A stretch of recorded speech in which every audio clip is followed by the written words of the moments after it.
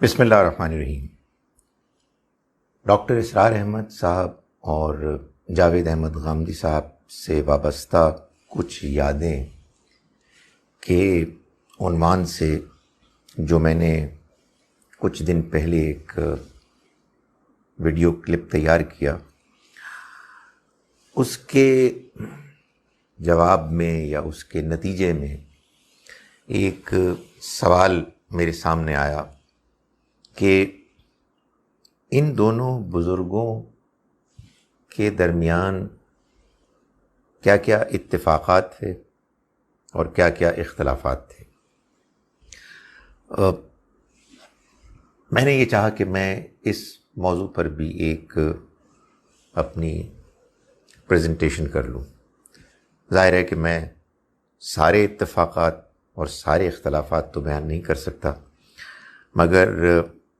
میری اپنی دانست میں جو نمایاں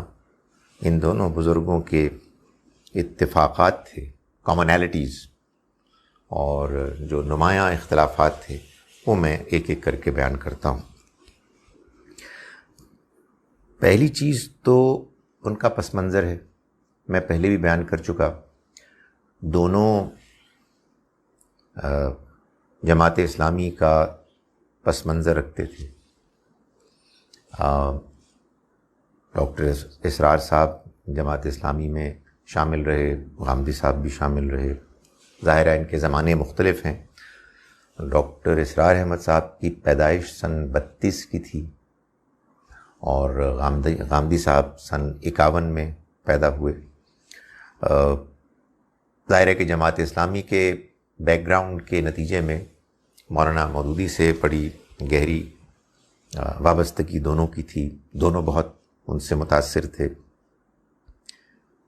اس کے بعد دونوں کو مولانا امین احسن اصلاحی کے شاگرد ہونے کا شرف حاصل ہوا مختلف کیپیسٹیز میں۔ ڈاکٹر اسرار صاحب تو ناظم اعلیٰ تھے اسلامی جمعیت طلباء کے۔ اس زمانے میں مولانا اصلاحی نے وہاں جو بھی ان کے تربیتی پروگرامز ہوتے تھے اس میں وہ آیا کرتے، اور اسی زمانے میں ایک تربیتی پروگرام میں انہوں نے قرآن مجید کا ایک مختصر سا خلاصہ آپ کہیے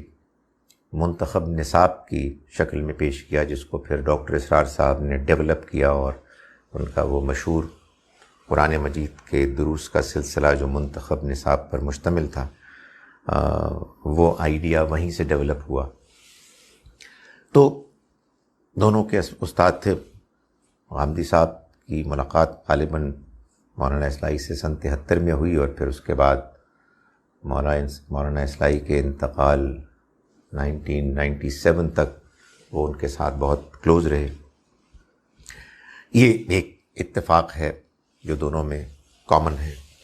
دوسری چیز، دونوں بزرگوں کے ہاں قرآن مجید کی دعوت،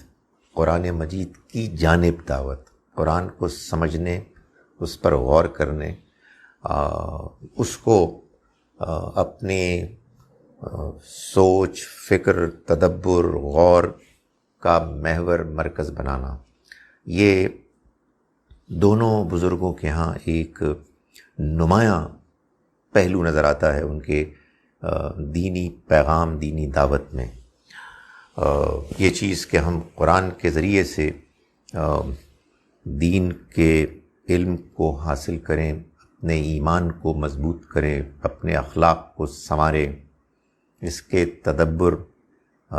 اس پر غور و فکر کے نتیجے میں ہم دین میں گہرائی حاصل کریں، اللہ کا قرب حاصل کریں۔ یہ معلوم ہوتا ہے کہ دونوں بزرگ اس بارے میں کنونس تھے کہ اگر کوئی چیز مسلمانوں کو انڈیویجولی، انفرادی طور پر مضبوط کر سکتی ہے اور اجتماعی طور پر ان کو متحد کر سکتی ہے، تو وہ قرآن مجید ہے۔ قرآن کو پڑھنا، سمجھنا، اس پر غور کرنا اور اسی کی روشنی میں اپنے معاملات کو طے کرنا۔ تیسری چیز جو قرآن مجید ہی سے متعلق ان دونوں بزرگوں میں کامن تھی اس کے پیغام سے متعلق، وہ قرآن مجید کا نظم جو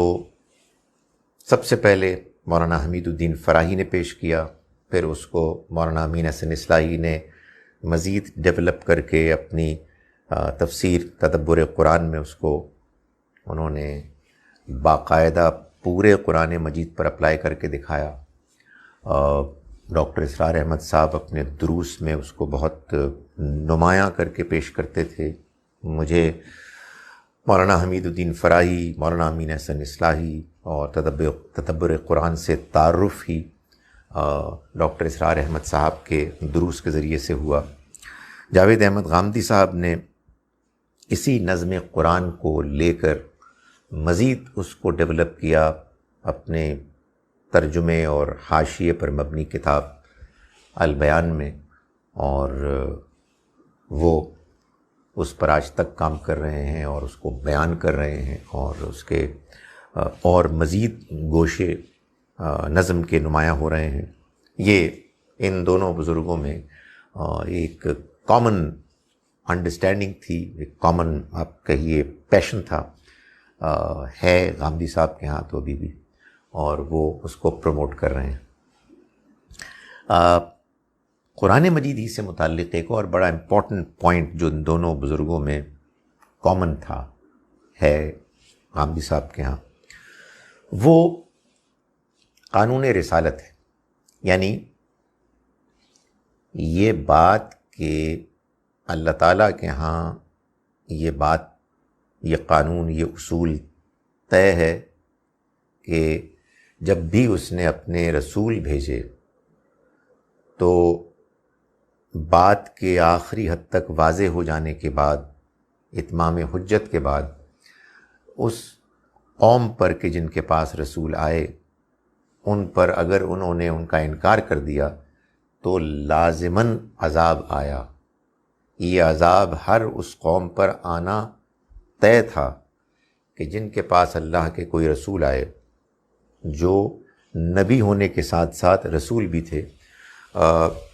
قوم کے انکار کے بعد ان کی اسی دنیا میں تباہی اور عذاب، یہ اللہ کے قانون کے مطابق طے تھا۔ چنانچہ نبی اکرم صلی اللہ علیہ وسلم کی قوم پر بھی یہ عذاب آنا تھا اور آیا۔ دونوں بزرگ اس بات کو واضح کرتے ہیں کہ قرآن مجید میں سورہ توبہ میں مثال کے طور پر جو مشرکین کو قتل کرنے کا حکم دیا گیا ہے، جہاں کہیں بھی وہ پائے جائیں، یہ اصل میں اسی قانون کی اپلیکیشن تھی۔ یہ وہ اللہ کا عذاب تھا کہ جو اس خاص قوم کے لیے کہ جو نبی صلی اللہ علیہ وسلم کے انکار کرنے والے لوگ تھے، ان پر آپ کے ساتھیوں کی تلواروں سے آیا۔ دونوں اس کو بیان کرتے تھے، اور یہ ایک بڑی اہم بات ہے کہ جس میں ان دونوں دین کے پیش کرنے والے اسکالرز کا بیان ایک ہی جیسا ہے۔ اب آئیے اختلافات کی طرف۔ میں سمجھتا ہوں کہ چھوٹے موٹے اختلافات تو ہوتے ہی ہیں، لیکن جو نمایاں میری اپنی دانست میں اختلافات ان دونوں بزرگوں میں رہے ہیں، ان میں ایک یہ ہے کہ ڈاکٹر اسرار احمد صاحب دین کی انڈرسٹینڈنگ میں، خاص طور پر ان معاملات کی انڈرسٹینڈنگ میں کہ جن کا تعلق قانون سے ہے، عمل سے، حکم سے ہے، اس میں یہ بات اصولی طور پر مانتے تھے کہ امت کے اجماع سے اختلاف نہیں کیا جا سکتا۔ یعنی اگر مسلمانوں کے تمام علماء کسی ایک رائے، حکم، فقہی نتیجے پر متفق ہو گئے ہیں، تو پھر بعد کے ادوار کے علماء، کوئی عالم اگر اس سے کوئی مختلف رائے رکھے گا تو وہ اس بارے میں بہت زور و شور سے اپنی رائے بیان کرتے تھے کہ وہ اس معاملے میں گمراہ ہو گیا ہے۔ ظاہر ہے کہ یہ ایک مسئلہ ہے کہ امت کا اجماع کیسے ثابت ہو؟ اتنی بڑی تعداد میں علماء پوری دنیا میں پھیلے ہوئے ہیں، کسی ایک دور میں بھی سب کا مل جل کر بیٹھنا ہی ناممکن ہے، کجا یہ کہ ان کا اتفاق ثابت کیا جائے۔ تو اس پرابلم کی وجہ سے ڈاکٹر اسرار احمد صاحب یہ فرماتے تھے کہ ان کے نزدیک اصل میں امت کا اجماع اٹ بوائلز ڈاؤن ٹو، اس کو اصل میں 5 علماء بزرگوں کے اتفاق کی صورت میں ہمیں ماننا ہوگا، یعنی 4 ائمہ جو فقہ کے ائمہ ہیں، امام ابو حنیفہ، امام مالک، امام شافعی، امام احمد ابن حنبل، اور 5ویں امام بخاری۔ ان کا کہنا یہ تھا کہ جب وہ کسی رائے پر، کسی حکم کی انڈرسٹینڈنگ پر متفق ہو جائے تو پھر اس سے مختلف رائے قبول نہیں کی جا سکتی۔ جو پیش کرے گا وہ اس امت میں ایک انحراف کا راستہ اختیار کرے گا، وہ غلط راستے پر چل پڑے گا۔ جاوید احمد غامدی صاحب کے رائے کے مطابق اجماع کچھ بھی نہیں ہے، اس کی کوئی حیثیت ہی نہیں ہے، یہ ثابت ہی نہیں کیا جا سکتا، اور اگر اجماع اس امت میں کہیں پایا گیا ہے تو وہ یا قرآن یا پھر سنت۔ نبی اکرم صلی اللہ علیہ وسلم نے تمام مسلمانوں کو قرآن مجید ایسے دیا کہ اس پر اجماع ہو گیا، سب کے سب اس بات پر متفق ہو گئے کہ الحمد سے والناس تک 114 صورتوں پر مشتمل یہ کتاب اللہ کی کتاب ہے۔ یہ صحابہ کرام کا اجماع تھا۔ یہ اجماع اس امت میں تواتر کے ساتھ منتقل ہو گیا، یعنی پہلی نسل سے دوسری اور دوسری سے تیسری کو بالکل ایسے ہی جیسے پہلی نسل میں اتفاق ہوا، ویسے بغیر کسی انقطاع کے یہ اگلی نسلوں میں بھی منتقل ہو گیا، جس کو تواتر کہا جاتا ہے۔ یہی معاملہ سنت میں بھی ہوا، یعنی ان اعمال میں کہ جن کو نبی اکرم صلی اللہ علیہ وسلم نے دین کی حیثیت سے دیا اور پوری امت کو قرآن ہی کی طرح جاری و ساری کر دیا، اور وہ اجماع اور تواتر سے اس امت میں منتقل ہو گئے۔ اس کے علاوہ کسی اور بات پر اجماع ناممکن ہے اور نہ ہی اس کی کوئی حیثیت ہے۔ چنانچہ ڈاکٹر اسرار صاحب کے ان 5 بزرگوں کے اتفاق کے بارے میں ان کو یہ بات پہنچانے کی کوشش کی گئی کہ امام ابن تیمیہ کے جو کچھ صدیوں بعد تشریف لائے، شام کے ایک بہت بڑے عالم تھے اور انہوں نے بھی دین پر بہت کام کیا۔ انہوں نے ان بزرگوں کے متفقہ فیصلوں سے کئی معاملات میں اختلاف کیا، تو 23-24 ایسے ان کے فتوے کہے جاتے ہیں کہ جو ان ائمہ اربعہ کی رائے سے مختلف تھے، اور عالم عرب میں امام ابن تیمیہ کی رائے کو پذیرائی حاصل ہو گئی۔ غامدی صاحب سورہ نساء کی اس آیت کو بھی بیان فرماتے ہیں ایک دوسرے انداز میں، جس آیت کو عام طور پر اجماع کے حق میں بیان کیا جاتا ہے۔ ان کا کہنا یہ ہے کہ یہ آیت تو اصل میں یہ بتا رہی ہے کہ جو لوگ صحابہ کرام کے راستے کو چھوڑ کر کوئی اور راستہ اختیار کرے تو اس کے لیے اللہ تعالیٰ نے فرمایا کہ وَيَتَّبِعْ غَيْرَ سَبِيلِ الْمُؤْمِنِينَ، کہ وہ مومنین کے راستے کو چھوڑ کے کوئی اور راستہ اختیار کرے گا تو نُوَلِّهِ مَا تَوَلَّى، ہم اس کو پھیر دیں گے اسی رخ کی طرف جس کی طرف وہ مڑا، وَنُصْلِهِ جہنم، اور ہم اس کو جہنم رسید کریں گے، وَسَاءَتْ مَصِيرًا، اور وہ بہت برا ٹھکانہ ہے۔ تو ایک بڑا اختلاف یہ تھا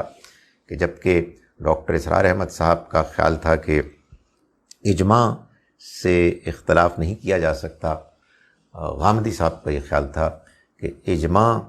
قرآن اور سنت کے علاوہ کہیں موجود ہی نہیں ہے، یہ ایک نام ہے کہ جس نام کے اگینسٹ کوئی حقیقت نہیں ہے، یعنی یہ ایک اسم ہے جس کا کوئی مسمہ نہیں ہے۔ ڈاکٹر اسرار صاحب اس معاملے میں اتنے حساس تھے کہ انہیں جب اس بات کا علم ہوا کہ مولانا امین احسن اصلاحی نے اپنی تفسیر تدبر قرآن میں اجماع کے اس انڈرسٹینڈنگ، اس فہم کے خلاف کہ جس کے مطابق شادی شدہ زانی اور زانیہ کو سنسار کیا جانا چاہیے، مولانا امین احسن اصلاحی نے سورہ نور میں جو رائے بیان کی اس میں یہ فرمایا کہ قرآن مجید اس بات پر بالکل واضح ہے کہ زانی زانیہ چاہے شادی شدہ ہو چاہے غیر شادی شدہ، سب کی سزا 100 کوڑے ہے۔ جب ڈاکٹر اسرار احمد صاحب کو اس بات کا علم ہوا تو تدبر قرآن اس وقت تک انجمن خدام القرآن کے جو ڈاکٹر اسرار صاحب کا ادارہ تھا اس کے تحت چھپتی تھی یہ تفسیر، لیکن انہوں نے اس ایڈیشن کو، اس جلد کو پھر روک دیا اور اس کو انہوں نے آگے پھیلنے سے ادارے کو منع کر دیا، پھیلانے سے منع کر دیا۔ اس سے کافی ٹینشن بھی ہوئی، پھر اس کو کافی عرصے کے بعد تدبر قرآن کو پھر مولانا اصلاحی کے شاگرد ماجد خاور صاحب نے پھر ایک اپنے نئے ادارے سے اس کو دوبارہ چھاپا۔ سو یہ اجماع کا ایک معاملہ تھا۔ دوسرا اختلاف حدیث کے بارے میں۔ ڈاکٹر اسرار احمد صاحب کی انڈرسٹینڈنگ یہ تھی کہ حدیث بھی ایک دین کا ماخذ ہے، دین کا سورس ہے، اور قرآن مجید ہمیں جب یہ حکم دیتا ہے کہ ہم اللہ کے رسول کی اطاعت کریں تو اس کا یہ لازمی تقاضا ہے کہ ہم حدیث میں جو باتیں بیان ہوئی ہیں ہم ان کو بھی اہمیت دیں، اور اس میں جو احکام ہیں ان کو اللہ کے دین کے احکام کے طور پر قبول کریں اور ان پر عمل کریں۔ چنانچہ چاہے معاملہ پائنچوں کا ٹخنوں سے اوپر کرنے کا ہو، چاہے معاملہ موسیقی کے حرام ہونے کا ہو، چاہے جاندار کی تصاویر کے ناجائز ہونے کا ہو، چاہے دیور کے موت ہونے کا ہو، یعنی دیور اور بھابھی کے درمیان کوئی انٹریکشن آمنا سامنا نہیں ہو سکتا، یہ حدیث سے وہ سمجھتے تھے، اور ان کے اپنے گھر میں، ان کے رشتہ داروں میں، ان کے رفقا میں اسی طرح کا اسٹرکٹ پردہ ہے کہ جو ملحوظ رکھا جاتا تھا، ابھی بھی رکھا جاتا ہے۔ سو یہ حدیث پر ان کی اپنی انڈرسٹینڈنگ تھی۔ غامدی صاحب کے نزدیک اس کے برعکس دین کے سورسز دو ہی ہیں، قرآن اور سنت۔ قرآن مجید پر اجماع ہے، پہلی نسل پوری کی پوری متفق ہے۔ سنت پر اجماع ہے، یعنی وہ دینی اعمال کہ جن کو نبی اکرم صلی اللہ علیہ وسلم نے قرآن ہی کی طرح محفوظ کر کے تمام صحابہ کرام کو دے دیا، تمام صحابہ کرام نے ان پر اتفاق ہو گیا، اور یہ آگے امت کو تواتر سے منتقل ہو گئے۔ یہ جو سنت اعمال ہیں ان میں عبادات کے بہت سی شکلیں ہیں، نماز، روزہ، حج، زکوٰۃ وغیرہ۔ ان میں رسوم و عادات کی بہت سی چیزیں ہیں، بہت سے معاملات ہیں، سلام کرنا، اور اس کے علاوہ دائیں ہاتھ سے کھانا، بسم اللہ سے کھانے کا آغاز کرنا وغیرہ وغیرہ۔ اسی طرح سے خور و نوش، کھانے پینے کے معاملات میں بعض چیزیں ایسی ہیں کہ جو سنت سے منتقل ہوئیں، اور بالکل اسی طرح سے ہمارے ہاں بعض ایسے معاشرتی معاملات ہیں کہ جن میں سنت کے ذریعے سے ہم کو بعض چیزیں روایات کی شکل میں منتقل ہوئی ہیں جو دین کا باقاعدہ حصہ ہے، جن کو کہ پوری ذمہ داری کے ساتھ منتقل کیا گیا، تمام امت کے پہلے نسل کے اتفاق سے اور اس اتفاق کے تواتر کے ساتھ ان انٹرپٹڈ کانٹینیوٹی کے ساتھ منتقل ہونے کی صورت میں۔ حدیث تو خبر واحد ہے غامدی صاحب کے نزدیک، اور یہ صحابہ کرام میں سے بعض نے بہت زیادہ نقل کی، منتقل کی، بعض نے کچھ تھوڑی منتقل کی، بعض نے بالکل منتقل نہیں کی، جس کا جیسے انکلینیشن ہوا، رجحان ہوا، انہوں نے ایسا کیا۔ یہ پہلی، دوسری، تیسری، چوتھی نسلوں میں تو بس چند لوگوں تک محدود تھی، پھر اس کے بعد کتابی شکل اس نے اختیار کی، اور اس کو اس طرح سے نہ بیان کیا گیا، نہ عام کیا گیا کہ یہ بھی دین کا ایک مستقل حصہ مانا جائے۔ چنانچہ غامدی صاحب کے نزدیک دین قرآن اور سنت میں پوری طرح سے مکمل کر دیا گیا۔ حدیث اس دین میں کوئی اضافہ نہیں کرتی، ہاں البتہ یہ اس دین کی وضاحت کرتی ہے، اور اس کو اسی پہلو سے دیکھنا چاہیے، اور جب وہ اس پہلو سے کسی معاملے میں واضح ہو جائے تو پھر اس کو ماننا اور اختیار کرنا یہ ہر اس شخص پر لازم ہے کہ جس کو یہ بات پہنچ گئی اور وہ اس بات کو سمجھ گیا۔ چنانچہ غامدی صاحب نے رجم کے سے متعلق جو احادیث ہیں ان کو اور بہت سے معاملات میں، میں خاص طور پر رجم کا ذکر کر رہا ہوں کہ اس کے سے متعلق احادیث کو انہوں نے بڑی محنت سے ایک ایک حدیث کو اس کے اپنے سیاق سباق اور الفاظ کو ملحوظ رکھتے ہوئے قرآن کی روشنی میں سمجھا اور سمجھایا، اور یہ بات واضح کی کہ جو ان کا اپنا موقف ہے کہ نبی اکرم صلی اللہ علیہ وسلم کا کوئی ارشاد کے جو دین سے متعلق ہے وہ قرآن اور سنت کی تعلیمات اس کی روشنی سے مختلف نہیں ہے، بلکہ اگر صحیح طرح سے سمجھ میں آ جائے تو انہی دونوں سورسز کو حدیث واضح کرتی ہے۔ لیکن اگر آپ اس کو ایک انڈیپینڈنٹ سورس کے طور پر مانیں گے، اس کے نتیجے میں دین ایک ایسی شکل اختیار کر لے گا کہ جو شکل اللہ اور اس کے رسول صلی اللہ علیہ وسلم نے بتانی پیش نظر ہی نہیں رکھی تھی۔ بہرحال یہ بھی ایک بڑا اختلاف ہے۔ تیسرا اہم اختلاف ان دونوں بزرگوں میں یہ رہا کہ ڈاکٹر اسرار احمد صاحب دین کا الٹیمیٹ گول نصب العین،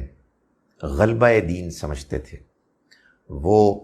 اپنے بیانات میں، اپنے دروس میں، اپنی تقاریر میں اس بات کو بڑے جذبے کے ساتھ پیش کرتے کہ یہ دین اللہ کا آخری دین یہ اس لیے آیا ہے تاکہ یہ پوری دنیا میں غالب ہو جائے، اور اس میں جو بیان کردہ احکام ہیں اس کے ذریعے سے جو نظام بنتا ہے اس نظام کو یہ حیثیت دی جائے کہ وہ تمام دنیا کے دوسرے نظاموں پر غالب آ جائے۔ وہ یہ سمجھتے تھے کہ جب تک ایسا نہیں ہوتا اس وقت تک مسلمانوں کا مقصد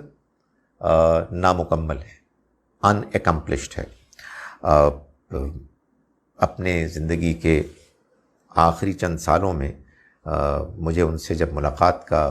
موقع ملا، شرف حاصل ہوا، تو انہوں نے مجھے دوبارہ یہ دعوت دی اور مجھے یہ بتایا کہ ان کے نزدیک دین کے محکومی کے اس دور میں اگر کوئی شخص اطمینان کی زندگی گزار رہا ہے اور دنیا کما رہا ہے اور دنیا کے معاملات میں مشغول ہے، تو شدید خدشہ ہے کہ اس کی عبادات بھی مشکوک اور نامکمل اور نہایت کمزور وزن کی قرار پائیں۔ وہ اپنی گفتگو میں بارہا یہ کہتے تھے کہ میری زندگی کا مقصد تیرے دین کی سرفرازی، میں اسی لیے مسلمان، میں اسی لیے نمازی۔ وہ یہ کس بنیاد پر کہتے تھے یہ باتیں؟ بہت سے دلائل دیا کرتے تھے، لیکن بنیادی طور پر 3 آیات ہیں کہ جن کو وہ بیان کرتے تھے۔ ایک وہ آیت کہ جو قرآن مجید میں 3 جگہوں پر بیان ہوئی ہے، هو الذی ارسل رسولہ بالہدی ودین الحق لیظہرہ علی الدین کلہ ولو کرہ المشرکون۔ ایک جگہ یہ فرمایا وکفیٰ باللہ شہیدا۔ وہی ہے کہ جس نے بھیجا اپنے رسول کو ہدایت اور دین حق کے ساتھ تاکہ وہ غالب کر دے اس کو تمام دوسرے ادیان پر، اگرچہ کہ مشرک اس سے کتنے ہی ناخوش کیوں نہ ہوں۔ دوسری آیت سورہ شورا، سورہ نمبر 42 کی آیت نمبر 13 میں اللہ تعالیٰ کا ارشاد ہے، جس کو کہ وہ بیان کیا کرتے تھے کہ اللہ نے 5 جلیل القدر پیغمبروں کا نام لے کر نوح علیہ السلام، ابراہیم علیہ السلام، موسیٰ علیہ السلام، عیسیٰ علیہ السلام اور نبی اکرم صلی اللہ علیہ وسلم، شرع لکم من الدین ما وصی بہ نوحا، یہاں سے آیت شروع ہوتی ہے، اور ان سب کے نام بیان کرنے کے بعد یہ فرمایا کہ ان کو جو اللہ نے حکم دیا، جو راستہ بتایا، وہ یہ تھا کہ ان اقیم الدین، اور اس کا ترجمہ وہ کرتے تھے کہ تم دین کو قائم کرو، دین کو نافذ کرو، ولا تتفرقوا فی، اور اس معاملے میں تم تفرقے میں مت پڑو۔ تیسری دلیل وہ قرآن مجید میں اس آیت کا حوالہ دے کر دیتے تھے جو 2 جگہوں پر آئی ہے، جس میں اللہ تعالیٰ نے فرمایا ہے کہ قاتلوہم حتی لا تکون فتنۃ ویکون الدین للہ، تم ان سے لڑو یہاں تک کہ کوئی فتنہ باقی نہ رہے اور دین سارے کا سارا اللہ کے لیے ہو جائے۔ دوسری جگہ فرمایا ویکون الدین کلہ للہ، سارے کا سارا دین اللہ کے لیے ہو جائے۔ سو اس بنیاد پر انہوں نے وہ دعوت برپا کی کہ جو اپنے ماننے والے، ان کے جو فالوورز ہیں، وہ اس بارے میں کمیٹڈ ہے کہ یہ ہمارے زندگی کا مشن اور مقصد ہے کہ ہم اس دین کو پوری دنیا پر غالب کریں۔ اس کی دعوت پھیلانا کافی نہیں ہے، اس مقصد کو حاصل کرنے کے لیے پوری دنیا کے جتنے نظام ہیں، ان نظاموں کو، ان سسٹمز کو مغلوب کر کے اس دین کے نظام کو غالب کیا جائے، جیسا جہاں جہاں ممکن ہو، اور ضرورت پیش آئے تو اپنی ملٹری پاور کو بھی استعمال کر کے اس مقصد کو حاصل کیا جائے۔ جاوید احمد غامدی صاحب کے نزدیک یہ سرے سے کوئی حکم ہی نہیں ہے۔ ان کے نزدیک یہ ہمارے جدید دور کے بعض بزرگوں کو شدید غلطی لاحق ہوئی ہے بعض آیات کے سمجھنے میں، جو آیات صرف یہ بتا رہی ہیں کہ جب اللہ کے رسول آتے ہیں، جیسا کہ نبی اکرم صلی اللہ علیہ وسلم تشریف لائے، تو پھر ان کے آنے کے بعد ان کا اور ان کے لائے ہوئے ہدایت اور پیغام کا غالب ہونا طے ہوتا ہے،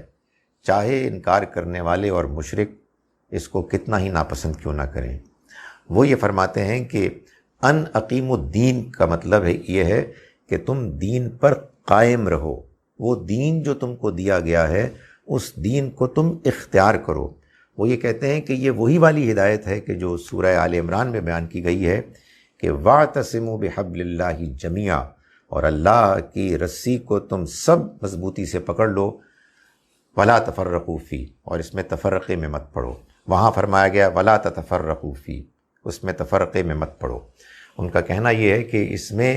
اگر کوئی شخص مثال کے طور پر حکمران ہے تو حکمران ہونے کی حیثیت سے تو اس کی ذمہ داری بنتی ہے کہ جو اللہ کے دین کے وہ احکام ہیں کہ جن کا تعلق معاشرے میں ان کو انٹروڈیوس کرنے، ان کو امپلیمنٹ کرنے کا ہے، تو وہ پابند ہے اس کا کہ اپنے حالات میں اس کی وہ مخلصانہ بھرپور کوشش کرے۔ مگر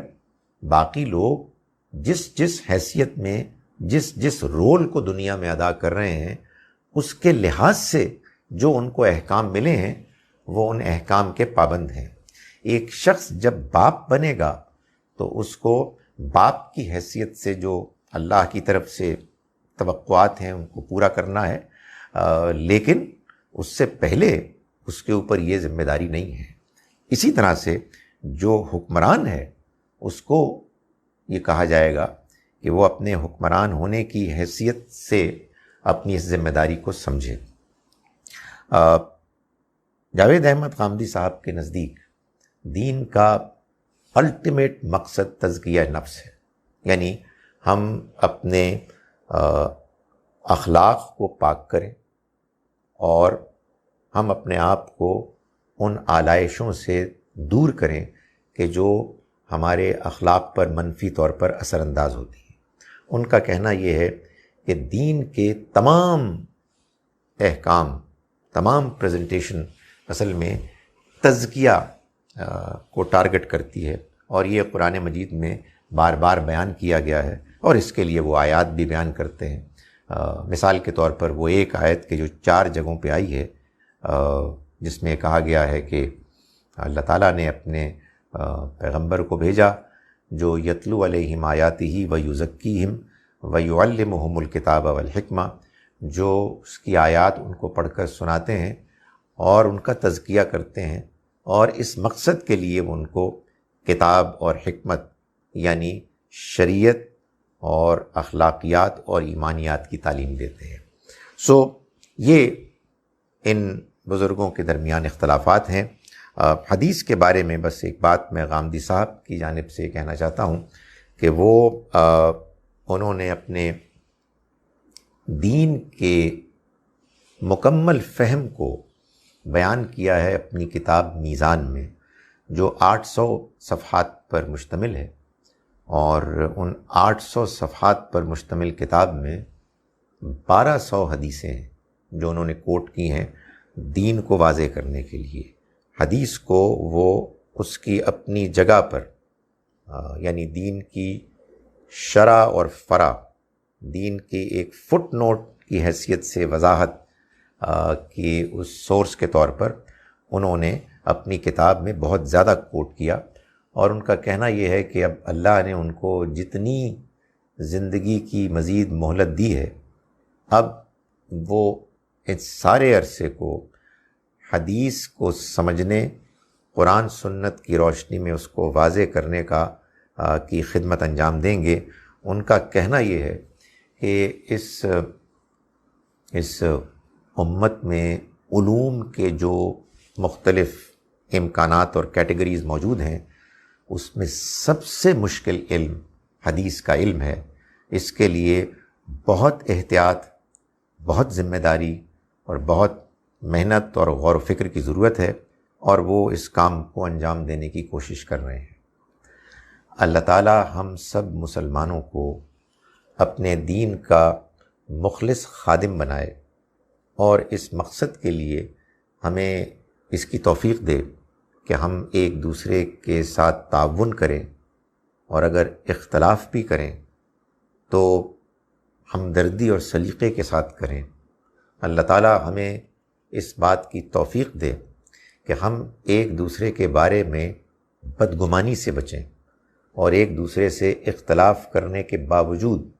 ایک دوسرے کا احترام کریں، اور ایک دوسرے کے لیے دعا گو رہیں۔ اقول قولی ھذا واستغفر اللہ لی ولکم ولسائر المسلمین والمسلمات۔